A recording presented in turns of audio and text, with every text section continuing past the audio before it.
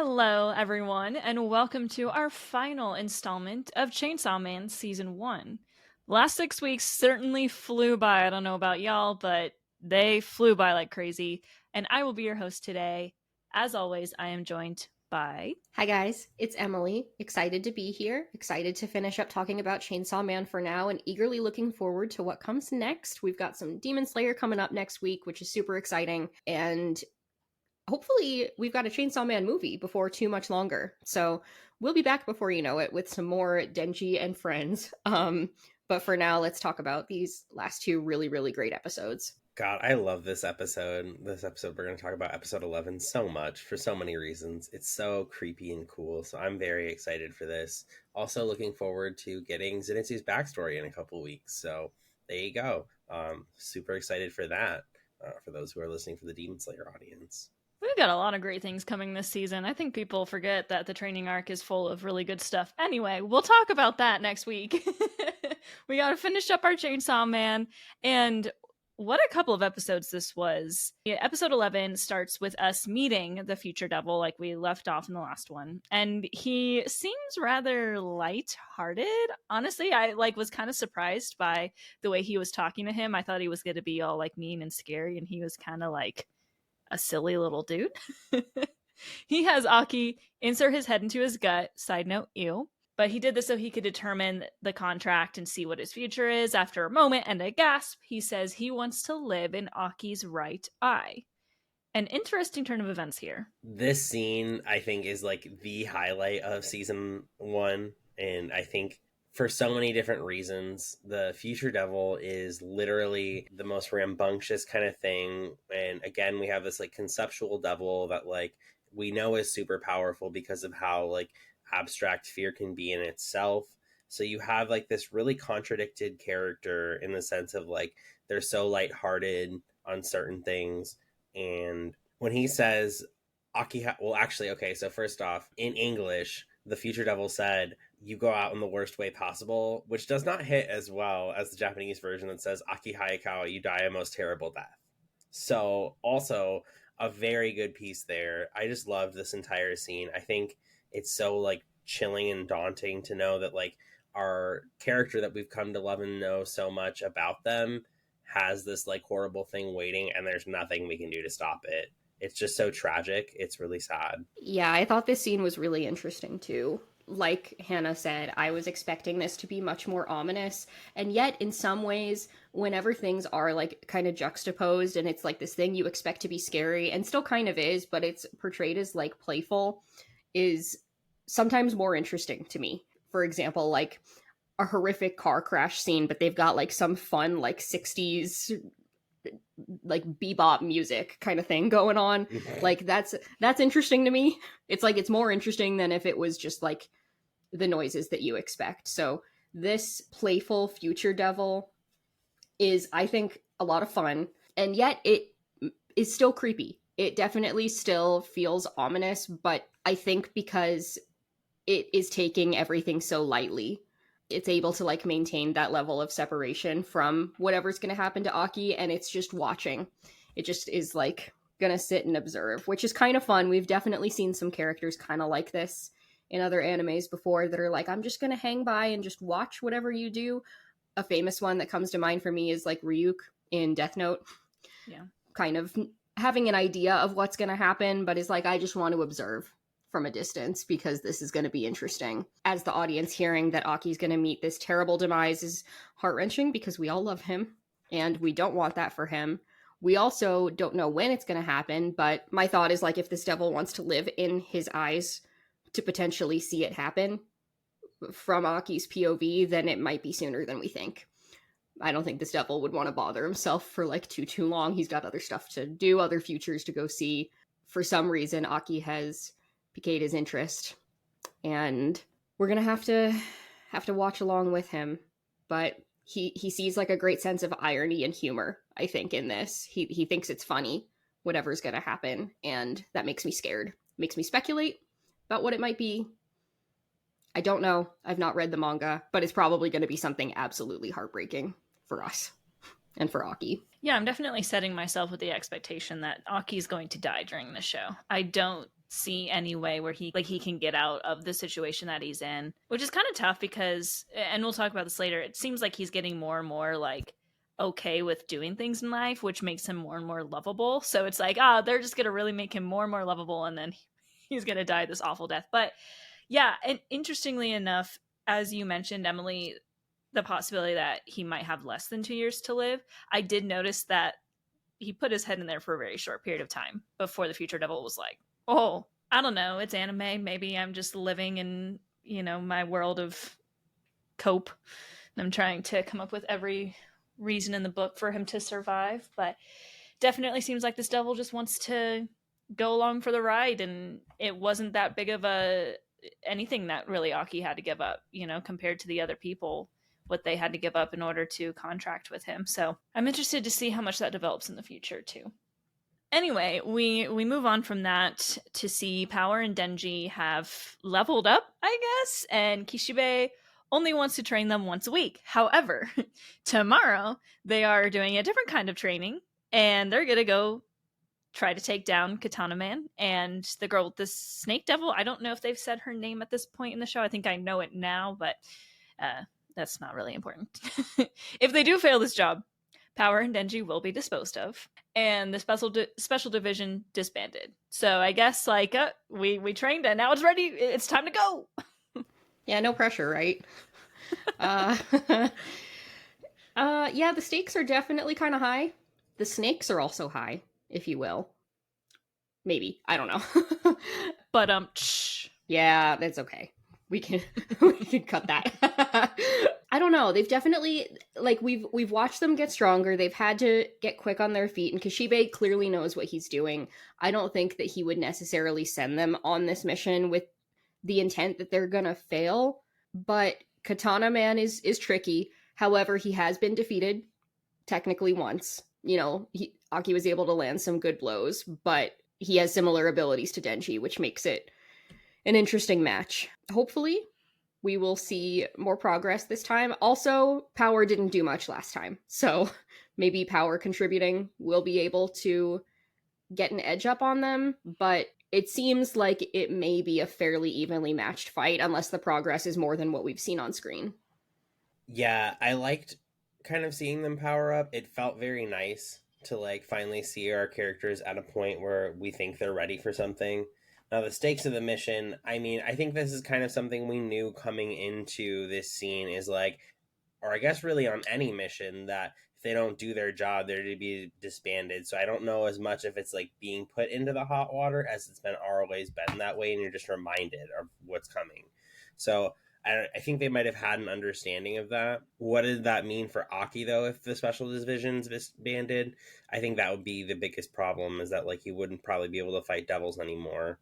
So I think that would be pretty sad if that happened. Yeah, I would agree. I feel like Power and Denji, they're already kind of in that where it's and I think Kishibe kind of mentions that it's oh, you'll be disposed of by Katana Man and this other person we're after.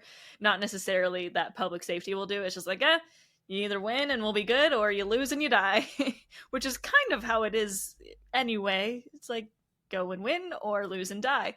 But they have other people on this division as well, so they have to think about that. Now, Kishibe and Makima then meet for drinks, and this conversation I had to watch a few times because I had to make sure that I understood it correctly, because it was a conversation and it only lasted a couple moments. So Kishibe admits, first of all, that he's getting attached to Power and Denji. He's blaming it on old age or whatever. But more importantly, he is also questioning Makima, saying that she knew the attack was coming, the earlier attack. And when she goes into her little spiel about it's all for humanity and blah, blah, blah, this, Kishibe points at her and says, "You liar." This was quick, but a lot to unpack here. I'm going to quote Emily on this one. Emily, I'm going to let you finish, because this answer sounded like you wrote it. for like a press release when she was like, yes, and it's all for humanity. And I was like, this liar, I cannot believe this. So I just thought that she was just like playing such a political like standpoint on it and trying to really maneuver her way out of it. And she was like, you'll also note that I was attacked too, as like a cover, like because she knew she would survive somehow. So I think that this is just a wild scene because Makima just gets even more and more terrifying every time we see her on screen, and that's just like not fair for anyone. It's definitely like the politically correct answer, but Kishibe is like not about the bullshit. He can read people pretty well, even though I think Makima is extremely hard to read. I think that he has like a grasp on her, and she has ulterior motives. Of course she does. Do we know exactly what those are just yet? Not really, but we know that Denji's gonna help her get there. Is it like maybe taking down the gun devil? Like, to an extent, I think that's part of it. I think that there's something beyond that, though. Is it that she wants to like replace that symbol of fear instead herself? She's pretty scary. I don't know, but it's definitely like not for humanity. If for some reason it was, it's very convenient that she's like the only person that was attacked that made it out alive, pretty much, except for Denji, who would have made it out anyway. But I don't know, but it's definitely not for humanity. Yeah, it was a very politician answer that she said. And I agree when she said the whole, well, remember, I was attacked too. It made me think like she planted those people on the train, almost. And it's almost getting to that point where I feel like not only did she know this attack was going to happen, but she's somewhat behind it. And that's just, again, me not being a manga reader. It's kind of fun to have this dynamic in the podcast for this, though, since like we talk about Demon Slayer a lot. We're all manga readers for that, so we know where it's going. But it's kind of fun to theorize on like what might happen, what could happen. Is she actually the big bad? Hold that thought, because I'm going to bring that up at the end of this episode, at end of our podcast today. So don't let me forget to bring that up again, because it's important. So 2 agents from Kyoto. I don't remember their names. Do either of you remember the names? Do they have names? Yutato? I don't remember the other one. Okay. Jinbei. We'll call him Jinbei. Not Jinbei. Monkey D. Luffy. Tanjiro and Luffy. Chad. We'll go with Tom and Steve. So Tom and Steve are taking Aki back to headquarters. And Tom I'm sorry. I don't know why I'm laughing so hard at this joke. I think I'm so funny. Oh my gosh. Anyway, Tom is explaining to Aki that he pisses them off because Aki thinks he's an MC. But as they part, Tom tells Aki that he's rooting for him. Like, yeah, he pisses him off, but he's rooting for him, and he gives him a piece of advice that everyone is crazy and he should watch himself. Now, what do you think this whole thing entails? I think this is just somebody being real with him, to be honest. Like, I don't know that this guy has, like, any ulterior motives. I think that he doesn't necessarily care one way or another exactly what happens to Aki, but is like, look, man, if you're gonna do this crazy shit, like, you do you. I'm not getting involved in this. If you value your life, I would advise that you do the same. But it's up to you. So I think that, you know, this is just like a side character that doesn't necessarily give a shit one way or another what's going to happen to Aki, for the sake of like sanity. Is like, I'm just going to put this out there. And he's probably right. Like, a lot of people have left public safety already for good reason, because the very few that were left after like the massacre happened have to like then reckon with themselves, like, is this worth it? Is this just like certain death? And even if devils were to take over the world, like, do I want to spend like the last of my time fighting with it, or do I just want to like go home and enjoy what time I have left?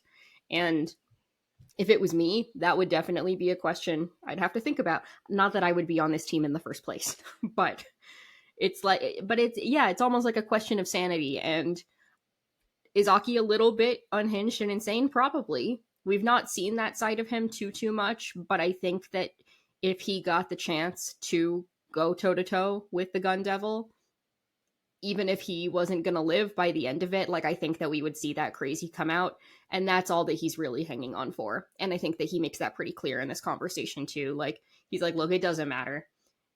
If you want to watch and this is like entertaining for you, then like do whatever you want, but my life has like no meaning without this purpose. So I'm going to spend the rest of my time trying to do this, whatever you think of it. So makes sense. Not what I would prefer for him, but I think that this is just like a sane person, which are few and far between in this show, trying to impart a little bit of their take. Yeah, I kind of liked this guy, actually. I felt like he was a really nice, like, foil for us, just because he, like, really kind of opposed Aki in a lot of ways, just because he had a very similar position as well, because he talked about how him and his partner both were affected by the gun devil as well. So he's like, and you don't see me doing this, why are you doing it? And I think at first I kind of took it for the like, oh, like you're better than me kind of thing, but towards the end, once he really said like, you know, I like you, I think I agree with Emily here that it's just that this guy is like trying to give him the realest take there is, and maybe slap some sense into him. Maybe he can take a vacation. He'll meet Nanami in Malaysia. Oh, all I know is pain. Not to steal Emily's line that she always says when we bring up Rengoku or Nanami. Hey, I've got at least two. I've got two. All I know is pain, and I can never have what I want. Yeah. Emily always picks the wrong favorite characters. Or I pick the right ones. The good ones go first. Hey. And then they remain young and pure and beautiful forever. Exactly. Isn't that why Akaza killed Rengoku in the first place? Didn't he tell? I literally just watched Mugen Train yesterday. It was not fun. It's never fun. He told him, he was like, die while you're still young and strong. I hate weak and old people. Anyway. Tangent. I'm going to admit, the whole time they were showing this scene of them in the car, I thought at any given time they were gonna, like, someone's gonna run into them or a devil was gonna jump onto the top of them. And then I thought as they drove away after Aki was dropped off that it was just gonna explode. I was just waiting for something horrible to happen. Kind of glad it didn't, but I agree. I think that this guy, what he had to say was interesting, because I think it was like a backhanded compliment. Like, he was saying, like, you're pissing me off, but I'm rooting for you. But also, interestingly enough, he mentioned that both of them joined also because of the gun devil affecting their lives. But they seem to kind of still be like, well, yeah, but we're not going to go after him head first, because we know that someone that killed millions of people in one fell swoop might be a little bit above our pay grade. Our abilities, our pay grade at life. So it was an interesting scene. I definitely was waiting for something to happen, which it didn't, but that's what Chainsaw Man does to me. We move on to Makima meeting with the Yakuza.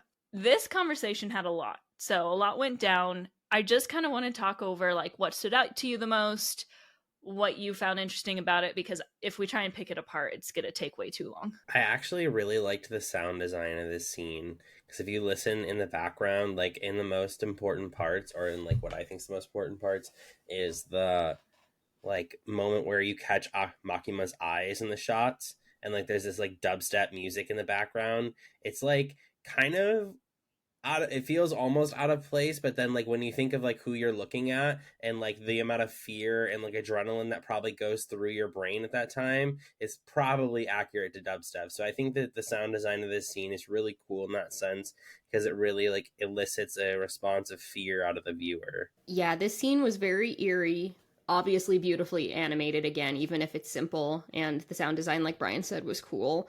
But I, of course, was struck by like some of the imagery in this. You know, like I think a lot of shows that have like Yakuza characters shy away a little bit from what it means and like options to like fight back, if you will, to like get at them. And so being presented with a bag of human eyes is something that I had not seen before, nor was expecting the first time I watched this. And even watching it again, it's like, this is really disturbing. This is like, she's like, this is, I have something for you, a token from like all of your loved ones, your children, your wives, your partners, your friends, your family. Take a look. And it's like a bag of human eyes. And I'm like, I just can't even imagine what you're thinking in that moment. She's like, oh, don't worry, we have an expert that can reattach them, blah blah blah. And even if that was true, it's like, what interest does she have in helping Yakuza? Like it's already done. I don't think there's any possibility that those people are getting helped.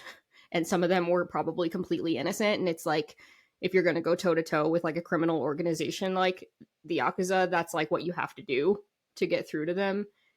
And I think just like shocking is the word. Shocking, upsetting, like extremely grotesque. But that's probably what stood with me the most. Well, and she stooped to their level to get the information that she needed, because she asked, what did she ask for? The names of everyone who had a contract with the Gun Devil, but not just those in his group, but everyone.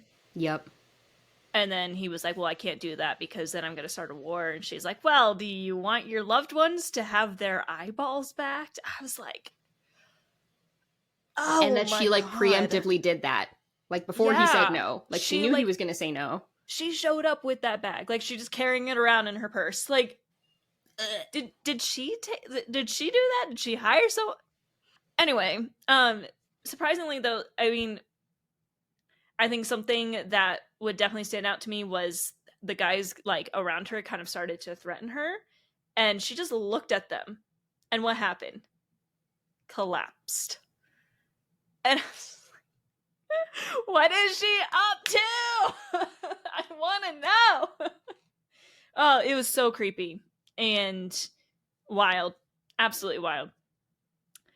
But it is time to now take our season 1 villains down. We see that both have plans. We see the plans of Katana Man. We see that they've got Yakuza like with them, but we also see the plan with our team. So there's going to be zombies there from, and I don't know if they had mentioned this before. I didn't know that they were connected to the guy that Denji used to work for. So I was sitting there and I was like, oh, okay, his grandfather was the man that Denji killed. I wonder if that was a big reveal that just like I just casually noticed. But they're trying to get Denji's heart. So who seems to be the most prepared to come out on top? I think they mentioned the thing about the grandfather when Katana Man first showed up in the restaurant when he was like talking. He's like, oh, and by the way, you killed my grandpa, so now I'm gonna kill you. Remember this guy? And he had like a picture. Oh, yeah, he had the picture. I just didn't remember who it was. Okay, I remember. That's fair. Now. Yeah. But he was Yakuza, and so it makes sense that like this Katana guy is carrying on the will, and maybe was even like in the Yakuza before he gained this Katana ability. Like, we don't know that much about him, but he's got a vendetta, and that makes him dangerous, but not impossible to defeat. I think that the girl seems scarier so far, and it's going to be interesting because Denji was already kind of like out of sorts during the last one, but he's going to be a little bit more right-sized this time, I think. So in theory, it should be a fairly evenly matched fight, but I would think Denji would have the upper hand because his blades are moving. Katana is similar, but older, so it's almost like the past fighting the future. And I think that's going to make for a really interesting fight. But in that regard, we'll have to see. I'm not sure. However, knowing that Makima is on the side of Denji in power and Aki, I feel like they immediately have the upper hand. Unless Gun Devil makes an appearance. We'll have to see. If that's the case, then we might be screwed, to be honest with you. Of course, like us being the viewer, like of course we're gonna root for our protagonists here. It's very well prepared. It's like very well like set up. They have a clear understanding of what their job is going to be. So I think it's really set up for our heroes to win because it doesn't seem like there's too many obstacles. I mean, by this point, you've fought the Katana Devil twice now. You should have some sort of understanding of what he's going to do to you. So you should be able to learn from that. If only life was that easy, round 2 of the same thing and learning that same lesson. Don't you love it? Yeah, I would definitely say I feel like our team has a leg up here because not only is it's kind of like bringing a knife to a gunfight. I feel like that's the saying when it comes down to Katana Man and Denji. But Denji and Power also just went through all this training.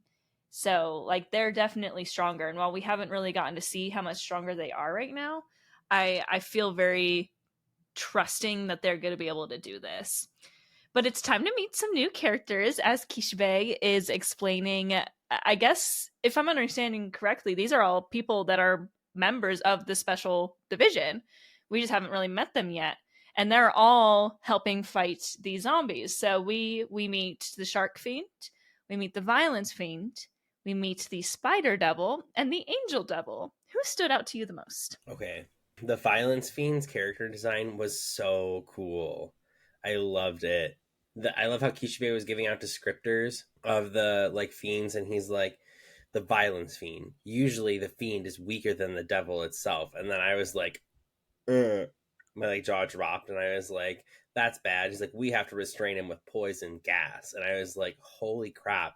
And he's already going off. Like, could you imagine the actuality of him not having his mask on? Take his mask off. Mask on. Thank you, Future, for that reference. Okay. So for me, I definitely think the Angel Devil stood out the most because it's just like contradictory in and of itself. It's like, what do you mean? And to me, like, that means that whatever we're going to see from them is really interesting.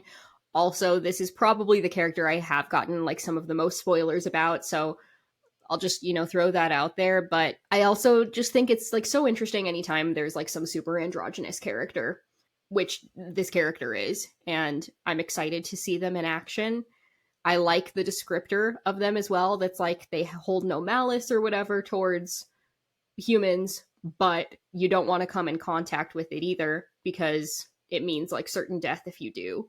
And I'm like, there's something very eerie. Like, I wonder what they're going to lean into for this character. Like, is it going to be kind of an angel in the biblical sense? Biblical sense? Because in the Old Testament, those angels are kind of scary. We're not necessarily always like harbingers of good fortune instead of like anger. So I wonder what this character is going to do. But just because of the contradictory nature, it stood out to me the most. That being said, I'm going to prime Hannah here, I think. I wonder which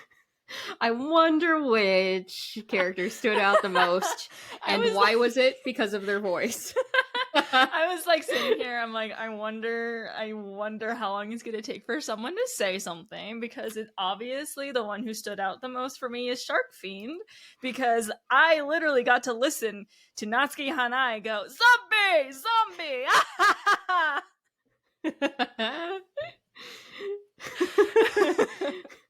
That's my answer. Classic.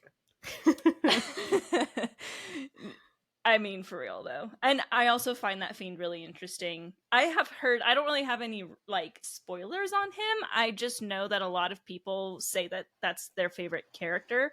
So I'm kind of looking forward to seeing what we get to see from him in the future, partially because of his voice, partially because I think someone that can kind of like turn into a half shark is going to be helpful to the team. Just start chomping at me.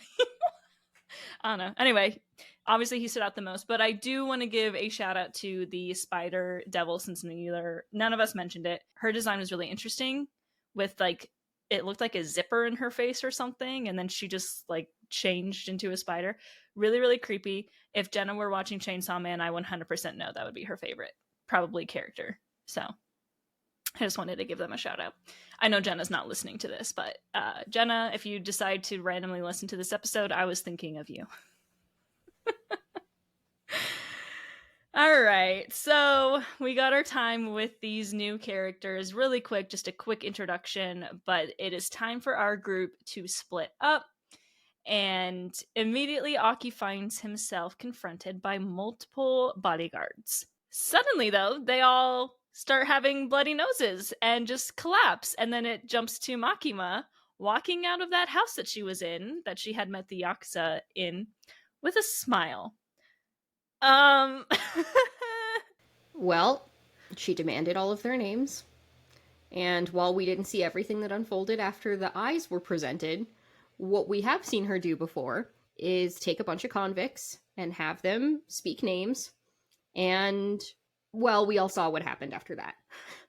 But this is interesting because what happens is not quite as extreme as multiple people exploding like crazy. At least not yet.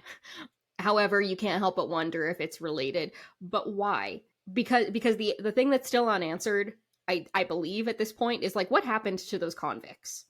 Did we see them die? Or were they or let me start over. Let me stop making some noises.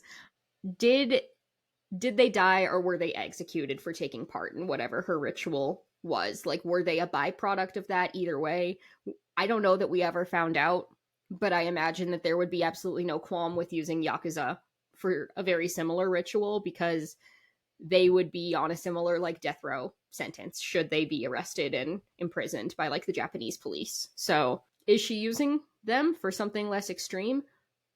Was it the Yakuza members? Was it their families that she used?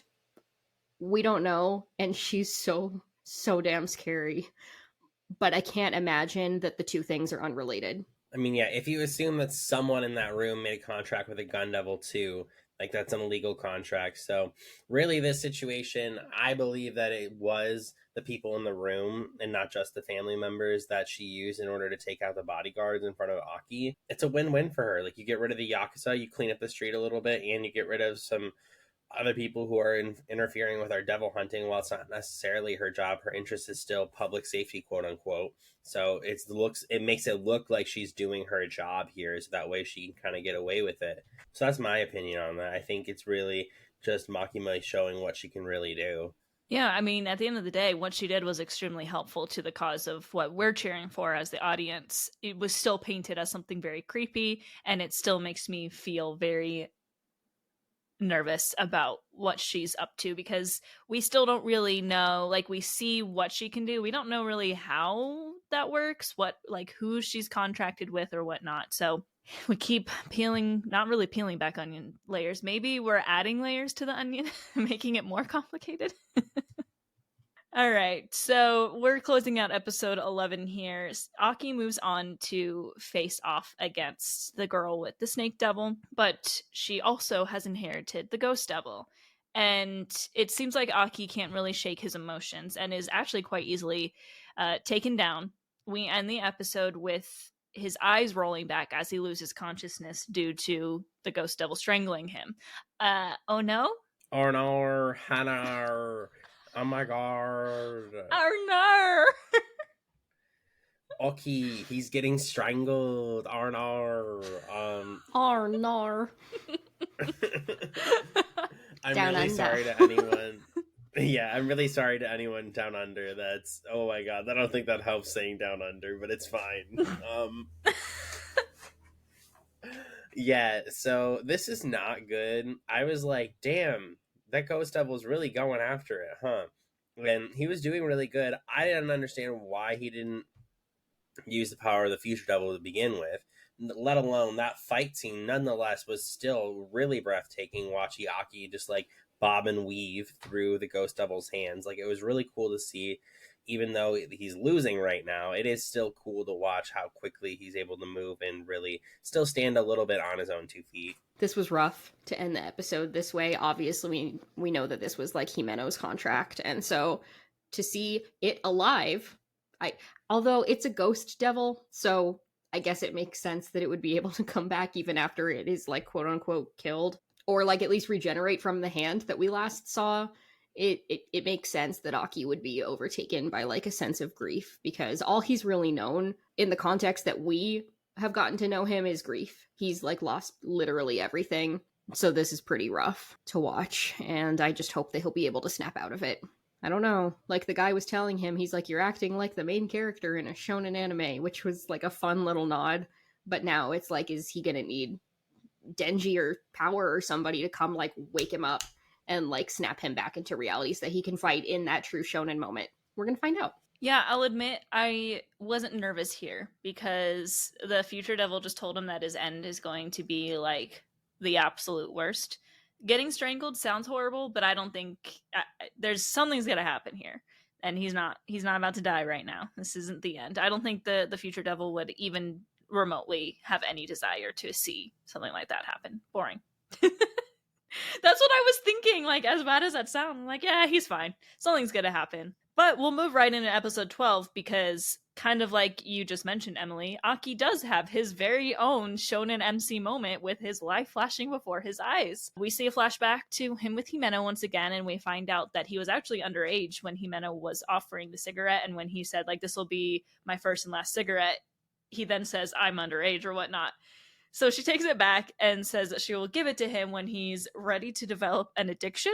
And still having his Shonen MC moment, he is able to get out of that Ghost Devil's grip. He's able to unlock this like ability to wiggle out of there, whatnot.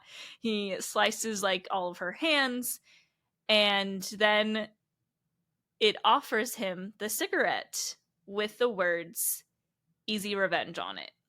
I have to admit, this was probably the first time I really felt emotional in the show. This was pretty heart-wrenching, but also like kind of sweet in a dark way. This was like Himeno's like last attempt to like save him, I think. The contract that she made was like so powerful with this ghost devil, and the devils really shouldn't care that much.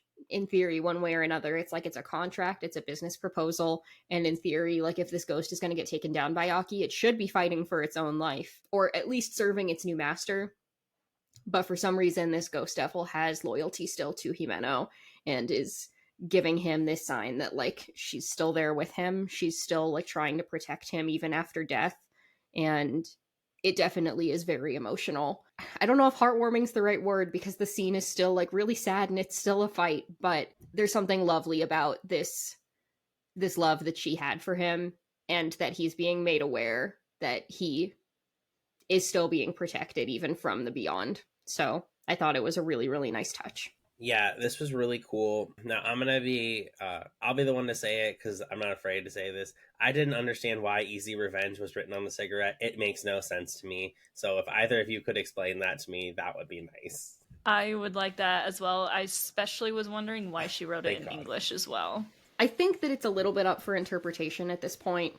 I maybe would want to read the manga to see a little bit more, but I feel like it probably has to do with this notion of like maybe like cheating death a little bit in a couple different ways. There's like the very like base level way in that they've discussed a million times, like smoking this thing's going to kill you, it's going to rot your bones. And so like in theory, if Aki were to smoke enough of them, maybe that would just kill him before whatever this terrible end is that he's supposed to meet. So he's like cheating death in that way. In a more immediate sense, maybe Himeno had enough foresight somehow to know that this girl was going to want to like take over this contract with the ghost devil like after she was gone, and she understood what she was getting into. And so like in leaving this message with the ghost devil and knowing that Aki would be the one to like slay it officially, it's like easy revenge because the ghost devil's going to allow herself to be potentially taken down by Aki and then get revenge on this girl. Those are my thoughts. Not sure. I don't know if we need an answer. Is it the answer we need? Yes, that was the answer I needed. That's what I'll take for that interpretation. But going back to it, yeah, I think now knowing that information, that is really about like Himeno's love from beyond and being able to like kind of predict that she was able to beat giving him secrets is the easy way to get revenge. That makes sense. I like that. It shows how much they loved each other, cared about each other, however you want to look at it, and it definitely made me a little like teary-eyed. Now, stating that the ghost devil doesn't have eyes, that it uses fear to see, and a new resolve, he walks up and tells Himeno that he will see her soon and beheads the ghost devil. And the girl with the snake devil just kind of stands there in complete shock. She tries to call for the snake, but Kobeni is already there with the knife. I'm like, what's with our like scared people being really, really fast? But Aki orders her not to kill her, and he asks Kobeni why she stayed with public safety, and she just states it's for the bonuses. What a wild scene. Yeah, like this is bonkers. Like, could you imagine being her, like the girl with the snake devil, being like the knife against your neck, but also I'm staying for the bonuses. Like this like timid little girl behind you with a knife. It's so funny. I mean, it's not it's not like funny, but it's like ironic in the sense of like, wow, this is the person who got me. Like, that's just too funny to me. Low-key, she remains one of the most relatable characters in the show to me, though. Because she's like, I'm horrified, and I don't understand why you're not horrified. And he's like, well, why don't you just leave then? Because I need money. And if that ain't the story of my life... If that isn't the story of everyone's life, let's be real. I stay at my job because I need the money. Did I want to girl boss, gaslight, gatekeep? No. Do I have to do it just like Kobeni? Absolutely I do. So she remains entirely relatable, but I like her crazy side. She's a psycho bitch and we love her. Mostly. Yeah, Kobeni is definitely super relatable. It was a very real answer. I don't know, like, why did Aki think to ask her that in that moment? Was it to try and, like, show the girl, like, what was going on? I didn't really put together, if either one of you know. It felt so random. I was just like, okay, why is he, like, telling her not to kill him? Like, why did you stay? Like, what? Anyway, we'll move on. Power eating a zombie arm. I had the same reaction as Denji when she just went. I was like, nope. But the elevator doors open to a floor that they don't have to get off at. And there's a bunch of zombies there. Denji says that if they stay quiet, they won't notice, but Power's like, I want them to notice me, and walks out and shouts, I forget what she said, and she wants to take them all down. This is probably one of my favorite scenes in the entire season because I was laughing the whole time. She's like telling Denji to back her up and watch as she shows off her newly honed skills, and then it goes to Denji and the elevator doors just close and he continues to go up. And when she says like, watch me take all them down, Denji's not even there anymore. And I freaking love these two. Fucking Power, man. I love how she's an idiot and that's fun and stuff, but like sometimes the idiots need to shut up, and this would have been one of those times. It's just like, you could have just pressed the button to continue going, but she's like, no, in the English version she was like, Denji, your back is mine to protect, or something like that, and it was like so funny. She's like doing a heroic deed when she didn't have to. Like, no one asked her to do that, and you guys didn't have to fight that fight. Like, it just didn't make sense. The math wasn't mathing for me. She is something else, and honestly, I love her. I love Denji too, because sometimes he's extraordinarily real.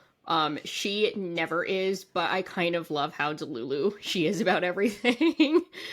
She's like gross. She's been gross this whole time.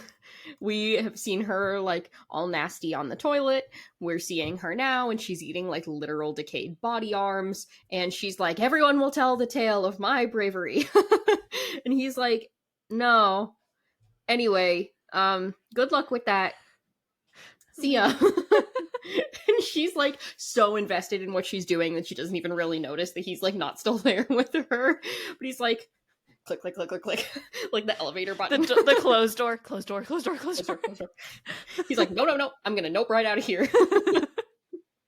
And it's just funny. We really need some comic relief, like after some of these really dark moments, and she never fails to deliver. She's hysterical, and I love that. We don't have that many female characters like her in animes, and I think that it's like a breath of fresh air anytime she's on screen. I love her, and I love their dynamic. They're just so sibling coded. It's like, and in the best way too. I love watching them interact. It's so funny. But we move in because it is time for Chainsaw Man versus Katana Man. Interestingly enough though, Katana Man tells Denji that they're willing to turn themselves in if he like plays the game well, is like how he worded it, which was interesting. The conversation just very quickly turns into like the idea of humanity and if Denji is a bad person because he doesn't feel any remorse for the zombies that he killed. While Katana Man, he feels remorse every time, like even if it was like an accidental kill, like he can't. So Katana Man is like, you're the one with like who's like the least human of us because you've lost your humanity if you don't feel anything. And of course he also is very like, Denji killed his grandfather, so he's got that like desire for revenge. Katana Man says to Denji, let us kill you. And Denji just says, yada or nah. Maybe Denji truly is a bad person. Okay, let me just start by saying I do think Denji's a bad person. It doesn't make him less interesting. It doesn't make him less real. If anything, it makes him more real because people kind of suck. He's a teenage boy. He kind of sucks. And, like, I think that if anything, that actually makes him more interesting as a character. He has to work a lot harder to maybe be good at some point, and he's just not there yet. It's real. I don't hate that for him necessarily. Is he the worst person in the show? Absolutely not. He's just not a great guy yet. But he's like 16. Everybody sucks when they're 16. So there's that.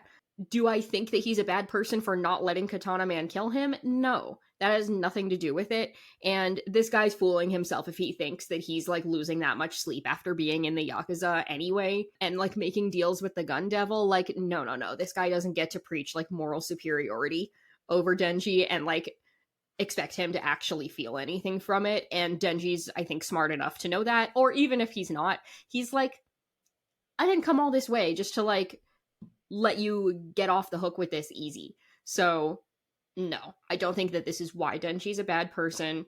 And I don't think Katana Man actually really feels that much remorse. If he did, he wouldn't be doing what he's doing. So No, I think a little bit contrary to like what Emily is saying, but still in a similar vein. I think Denji at heart is a good person. He just doesn't know how to be a good person in society and like be a good person for others yet. So I think he's still learning. However, even in my situation or in like my personal opinion, I don't think killing zombies is bad. They're already dead. They're called the living dead for a reason. No, there's mindless automatons. Like no. Like that's no mere moral superiority like conversations from you, sir. Especially about like that's not even a real person and he's not doing it in the sense of I need justice for something or like revenge. He's doing it literally because his life is on the line. So that's all I'm saying. Well, and with that idea, I think Katana Man quite literally said, like, these people used to be humans. Don't you feel remorse when you kill them? And it's like, they're not human anymore, though. Like, you honestly are putting them out of their misery. And this is what I think, yes, I think Denji has a lot to learn. I think deep down he is a good person. He's just trying to learn about the world around him and doesn't understand what that means yet. The people we're talking about here, Katana Man's grandfather, along with those zombies that he killed, they all killed him. Like it was quite literally self-defense. I don't know. Anyway, I'm getting heated for some reason. I don't know why. But it is, I think, a very complex thing with Denji, and it makes him a very interesting character. I will give it to like the writers and everything. Now, the fight that ensues, I really enjoyed this fight. It was probably my favorite fight of the entire season.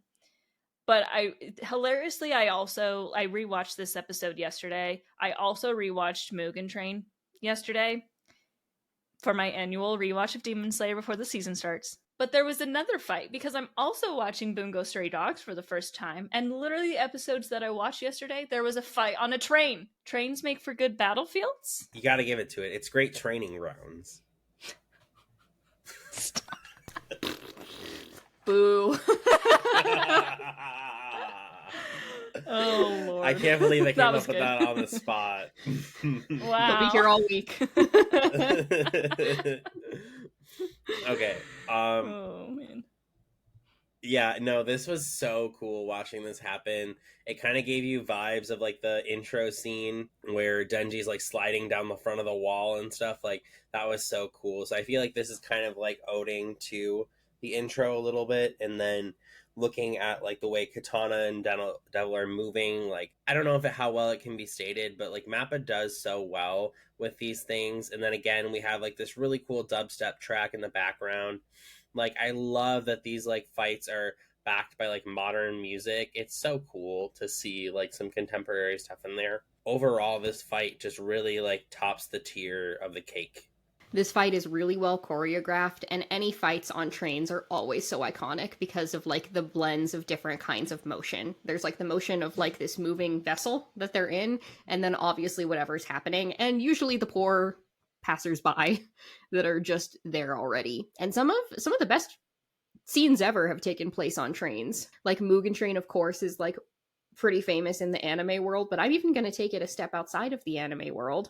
And surprisingly, you would think that this is maybe not one of the things I would bring up, but I'm going to bring up Spider-Man 2.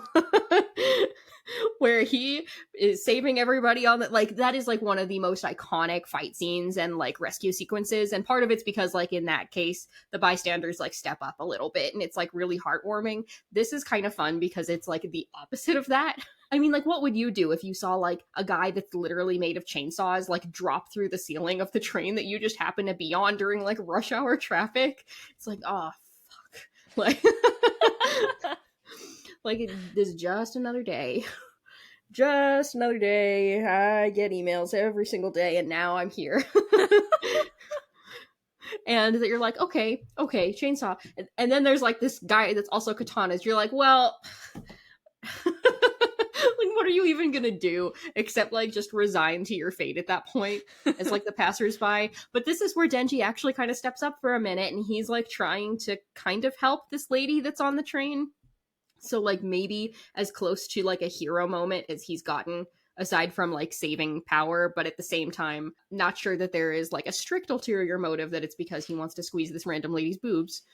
You never know, though. It could be there. That being said, like, it's beautifully choreographed. It's definitely one of the more iconic fights in the show so far. And again, I think it kind of lends to that, like, modernity versus, like, older relics of the past kind of thing, both in that like he's part of public safety and this guy is part of the Yakuza, but also just like in the more literal sense of like the modern invention of the chainsaw versus the more like relic nature of a katana in Japan. I think like as far as it being on a train goes, I think there's a couple reasons why. I can also think of a lot of movies outside of the anime world where fights happen on trains. Sherlock Holmes, they had a fight on a train. I think there was one in, I mean, there's kind of one in Harry Potter. Like, they're not fighting, but they're trying to get on the train. There's the Dementors. There's the Dementors. The worst part of prison was the Dementors. Yeah, there's a lot of fights on trains. And I think as far as like media choosing that kind of backdrop, it does add stakes because there's innocent lives involved that can't just run away, you know? Like it makes it a bit more intense because it's like, how are these people gonna be saved? Are we gonna lose bystanders? Are they all gonna be okay? Are we gonna only lose a few, you know, whatnot? But I did love this fight scene. Like I said, it's probably my favorite one in the season. Real, again, shout out to the animators at MAPPA for putting a lot of work into this and making it look so good. I like the background music, and I've liked that about Chainsaw Man the entire time. The music has always been very modern sounding, which is good because it's a very modern show. It's an extremely modern show, so it makes it work really well together. But it seems Katana Man has cornered Denji again. He keeps doing that really quick move, and Denji even is like, hey, stop taking that stance. Come on, man! He takes Denji's arms off. It seems kind of like Denji has finally, his good streak has ended. But then Denji uses what he learned from Kishibe and says, like, don't you know that, oh, how does he word it? I forget now. I didn't write it down. But, like, don't you know the beast, the prey is always going after the beast or whatnot? Correct me, please. I can't remember what it was. Beast should never trust a hunter. Yes, thank you. The beast should never trust the hunter. And he slashes him straight in half. Let's break down this fight scene a little bit more. I love this. He used his head. And I'm just going to share a quick story that I think is funny. But I was admittedly, like, doing my little ADHD multitasking while I was watching some of this episode. And I was, like, kind of mindlessly looking back and forth between TikTok and here. And the guy that does the, like, darling... like on the I don't know if you guys know what I'm talking about, but he's like, play this for your Uber driver that's creeping you out. He's like, guess who just escaped the psych ward? And I'm like, why is this literally the same thing that's happening on the screen right now? Like, why is this literally Denji? And but it kind of is. He's like a crazy psycho freak and we love him, and it's like, it's so crazy that you wouldn't think that it would work, and it's like kind of stupid, and it's like literally headstrong, and yet here we are, and he like cut Katana Man in half because of this. It's kind of funny. Like, if you ask me, I thought this scene was kind of funny because he's like, all I need is my head. I'm crazy and I'm coming for you. And Katana Man's like, oh shit. hit. But he doesn't even have time, actually, to even really be like that because of how fast this happens. And that, like, gross, like, sliding of, like, the body in half is just so foul, but very satisfying. We've been waiting several episodes for this to happen, and Denji has officially won, which is very gratifying. And we're happy to see it, because that also means that he and Power are not going to be disposed of. So we are definitely off and running here. Yeah, the scene was really awesome watching kind of the POV. It gave like Street Fighter vibes just because the like almost like two-directional kind of paneling that they had for the like choreo of the scene. So I really liked that. It was a really like interesting way to show the attacks being done, because it's like two head-on attacks. Usually you get like a POV of each side kind of looking back at Mugen Train, and the very end of the fight scene where they're both like powering up for their last hit against each other, you keep like flipping between their faces, whereas this is you're seeing both of them move at the same time. So just like the angling of the camera is really cool there. And proud of Denji for taking some advice for once. Let's just say Denji's, again, not the brightest crayon in the box, but he is learning. And that is making him, better in our eyes. Is this like one of the first time he actually uses his head? I feel like he always just like runs in and is like, ah! And I feel like this time he actually was like, I'm going to be somewhat smart. And that helped him win. But literally use his head. Literally. Because that's all he had to use. Oh man, but yes, very gratifying to see him take him down and win this fight. It was good to see that. So Katana Man wakes up all tied up by Denji, but Denji's like, nah, I don't feel as fulfilled as I thought I would, just turning you in. So Aki like gets there. By the way, did you catch the like hint of pride that was like on Aki's face when he just like walked up to Denji, who was just standing there, clearly had won? I felt like Aki was like, oh, like he did it. I'm proud of him. Anyway, Denji says they're going to have a contest. They're going to kick him in the balls and see who can get the loudest scream. Aki does his usual, like, Himeno wouldn't want that for us or for him. And he sits down and he's like, that would not be a good idea. That doesn't honor Himeno. And then he takes a look at the cigarette again and then decides he's in. I absolutely loved this moment. Maybe this moment is Aki taking his easy revenge. There you go. Mic drop. Mic drop. Boom. I thought it was hysterical. It's like Aki's been so mature this whole time. He's been the single dad of the group. We've made those jokes, and here he is finally acting his age for a minute and being like, you know what? I do want to kick this guy in the balls. Okay. And it's like a rare moment of humor from Aki, and it's really, really fun for us to watch him be like this. Very, very enjoyable. I'll talk about it a little bit more in a moment, because spoiler alert, I have a reason to bring it up again. But Makima is now giving her report to the big dog. We see everyone is unscathed, and that Akane was her name, the woman with the snake devil. So we see that she had a deal with the gun devil and needed to retrieve Chainsaw's heart, but the snake devil took her out before they could question her, and that was part of the deal with the gun devil that she had. It wasn't a total dead end, however, because they did collect 1.4 kilograms of gun flesh, and Makima states that it has begun to move. So it seems that we are already now moving towards the gun devil. Yeah, this is happening sooner than I anticipated that it would, but we've got to keep things moving, and it makes sense. Though I'm sure there will be roadblocks in the way that we will have to see in season 2 and in future installments of Chainsaw Man. Yet the question begs where. And that's literally what they're talking about. Like, where do you think it is? And so, I don't know. I kind of think they're going to have to go to America. I wouldn't be surprised. I think that there's like a lot of poignance in the fact that it originated there, and this author is like not being very discreet with this particular devil. So I wonder if they're gonna have to like go abroad, or like where they're gonna have to go to fight this devil. But either I have to pick up the manga or I have to wait to find out. Because we're transitioning into a new arc, the arcs to come are bonkers. They're so good. If at this point it hasn't interested you to pick up the manga, I implore you to do so. I think it's really good. Just because you'll see so much more than you thought you could, and you'll learn a lot much more than you thought you were gonna.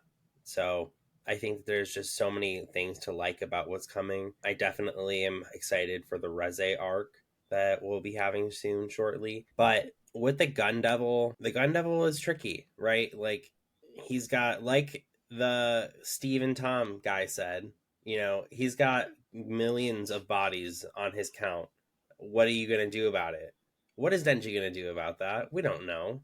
Like, there's no way. So there's still a lot to be questioned here. I do, and remember when I said stick a pin in something when I was talking about Makima earlier? This is going to be my wild theory. And again, Brian, I know you've read the manga, so try not to make a face when I say this, but my prediction, because I feel like the Gun Devil is not the main villain of this story. I feel like we're getting to the fight against him, even if it's not like the Reze arc, which is the one that's to come up next. I know that's a movie, so it's gonna be fairly short. Even if it's the arc after that, I still feel like it's probably not gonna be that short of a story. I could be wrong, but my thought process is the Gun Devil's not the main villain, and Makima is going to be the main villain, and we're going to have to fight her at the end. Because I think there's something about, like, she wants to take down the Gun Devil, and I feel like it's more because she wants to be the strongest, and then she'll no longer have a desire to, like, well, I don't think she has a desire to protect humanity. I think that she believes Denji's going to get her there, and I think that as soon as the Gun Devil is done, she's going to be wanting to get rid of Denji because he's going to then be too strong. We'll see. That's my wild theory. We'll insert this clip whenever we get to the point in the story where that is answered. Whether that's already answered in the manga now or to come, we'll see. But that's my big theory yet to close out our discussion of the main parts of the episode. But let's talk about the after credit scenes, because there were a few. So first, Aki enjoys a smoke with the Easy Revenge cigarette. He finally lights it up. It was a really sweet moment with, like, Denji and Power asleep. I was like, oh, they're like a little happy family. But then we come full circle to the very beginning of the season. The very first scene, we see Denji's dream about a door that he cannot enter. And then finally, a new female character, which I can only assume is Reze. That's what I would expect. Which one of these scenes stood out to you the most? Which you think is most important? What did you think about them? Yeah, I was going to go with the Aki scene with them as a family, just because it's so wholesome to see, and it's almost heartwarming. It's the closest you're going to get to heartwarming in the Dark Trio, is like the three of them like comfortably sleeping for a night saying we're going to be okay today, like, and we'll see tomorrow. So I think that was just so cute and really, like, touching that they've come together so quickly as well. It's really nice to see. I kind of liked seeing Aki come back to, like, this full circle moment. One of the most peaceful scenes in the entire show was just seeing him before the kids woke up out on his patio having the cigarette, but obviously there's like a greater weight to this particular cigarette that he's having outside. But I think it lends a little bit to that concept that I brought up earlier of easy revenge being all the things that he already did, but again, like, could he be challenging his fate a little bit in, like, these small everyday vices that he partakes in? So not sure. We're going to have to find out what's going to happen with Aki, but I liked this moment for him. Yeah, I really liked it too. It kind of reminded me of that scene where he was like the house husband too. I think before either one of them even showed up. So it was kind of like he's able to relax now, even with them in the house, because they're growing closer and they're starting to understand how each other works. And I really liked that. But I'll call out probably Denji's dream. I don't know what that means. I don't know where that's going, but it clearly has meaning because it was at the very beginning of the season and at the very end. And this time we got a little bit more information about it. Denji was saying, like, he has this dream very recurring, but he always forgets about it. It's always the same. So I'm interested to see what exactly that means. I don't have any theories for it because it's like there's not much to go off of yet. I feel like that stood out to me just because I'm like, there's a lot of mystery wrapped up with that, and I like that. But that's it. Let's talk about our favorite moments of these last two episodes, and I'll go first. As I said earlier, I did say a little spoiler. I really enjoyed Aki deciding to take part in the contest. I think I've mentioned Aki is my favorite character, so to see him change from this, like, super serious and even have that moment of, like, I shouldn't do it. That's not what Himeno would want. Like, it's just immature, blah, blah, blah. And then him being like, you know what?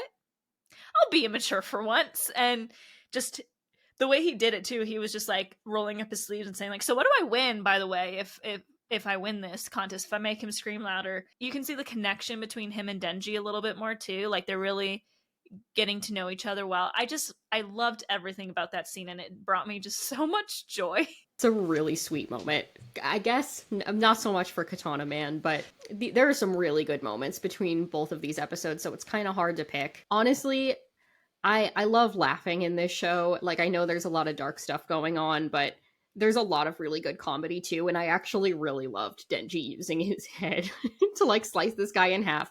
It ended the fight really quickly, and there was just something that was like kind of hysterical about it that made me crack up. But I'll give a quick honorary mention to the Future Devil too, because I thought that was pretty cool. My favorite was definitely the Future Devil. I love just seeing this goofy, giant, like mysterious thing laughing about. Also, kind of looping back to the intro, now we know why the Future Devil is just like dancing in the background as everyone else is like crying on the sidelines. It's fine. Yeah, all good moments. Again, I always say this, but when the show has multiple moments where you're like, oh, these are all good, and it's hard to pick, it's a good story. But since this wraps up our Chainsaw Man series for now, let's talk about our favorite moments from the season overall. This is tough because there's a lot of stuff in the show that makes you go, wow, that was good.